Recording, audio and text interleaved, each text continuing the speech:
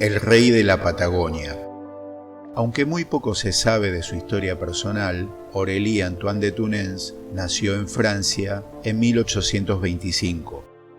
Fue procurador del Tribunal de Primera Instancia de Périgueux, además fue masón, pero su cualidad más distintiva fue ser un buscador de aventuras.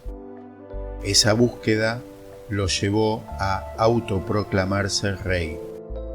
Estando en Francia, Aurélie Antoine de Thunens se sintió fuertemente influenciado por el libro La Araucana del poeta Alonso de Ercilia, por lo que con 33 años, en 1858, decidió emprender un viaje a esa remota región del mundo. Fue que, estando en territorio chileno, afirmó que la región de Araucanía correspondiente a Chile y la Patagonia Oriental correspondiente al territorio argentino no necesitaba depender de ningún otro estado, dado que por historia y tradición ancestrales ya estaba constituido como tal.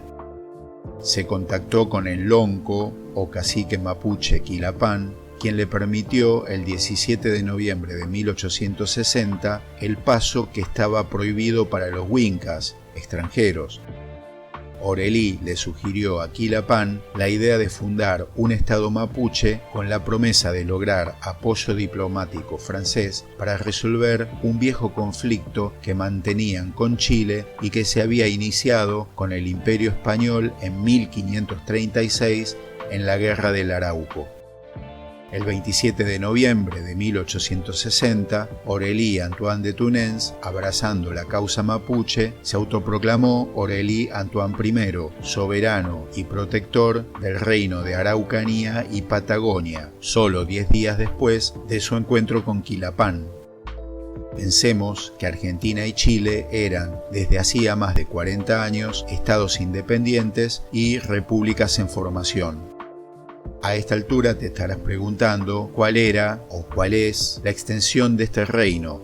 Bueno, su frontera norte eran los ríos Biobío en Chile y Negro en Argentina. Al oeste, el Océano Pacífico, al este, el Atlántico y al sur, el Estrecho de Magallanes. Nada tonto para elegir territorio. Su reinado duró algo más de un año, ya que el 5 de enero de 1862 fue traicionado por un seguidor criollo, Juan Bautista Rosales, quien era cabo de un regimiento chileno. Fue arrestado y declarado loco por un tribunal en Santiago de Chile el 2 de septiembre de 1862 y expulsado a Francia el 28 de octubre de ese año. Lo cierto es que por su reinado no se vieron afectadas las estructuras tradicionales mapuches ni alteradas sus costumbres. El rey nunca tuvo control del territorio y, en resumidas cuentas, el Estado nunca llegó a establecerse.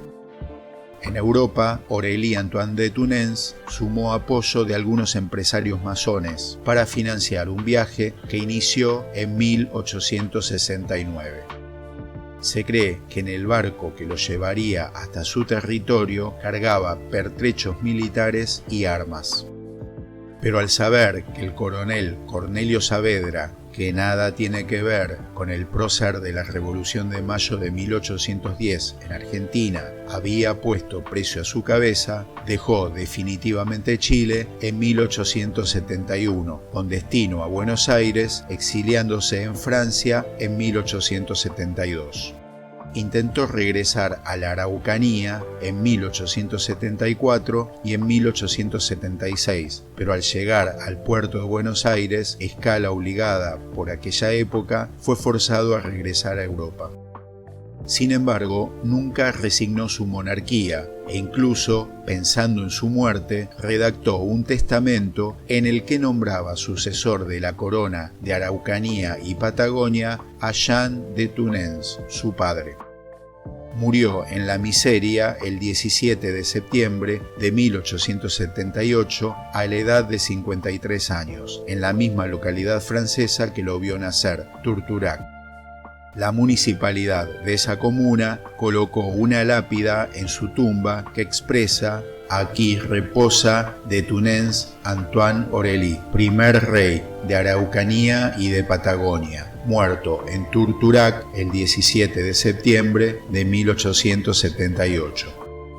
La historia fue llevada al cine en 1986 en el film argentino La película del rey de Carlos Sorín y en 2017 en el Festival Internacional de Cine de Valdivia, Chile, se estrenó el largometraje Rey con la dirección de Niles Attalá.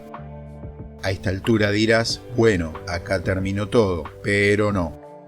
Pese a que un tribunal de París dictaminó el 28 de agosto de 1873 que Aurélie Antoine I jamás justificó su condición de soberano de Araucanía y Patagonia, es el día de hoy que siguen los reclamos por la sucesión de su reino y los contactos de los sucesivos soberanos con el pueblo mapuche. El último monarca de la Casa Real de Araucanía y Patagonia, declarada en exilio en Francia, es el príncipe Federico I de Araucanía. ¿No me crees? Visita la siguiente página web y seguí sorprendiéndote. Mi relato llegó a su fin. Si te gustó este video, hacémelo saber con un me gusta. Son bienvenidos tus aportes y comentarios. Si te interesa este u otros videos de mi canal, suscríbete y activa la campanita. Hasta pronto.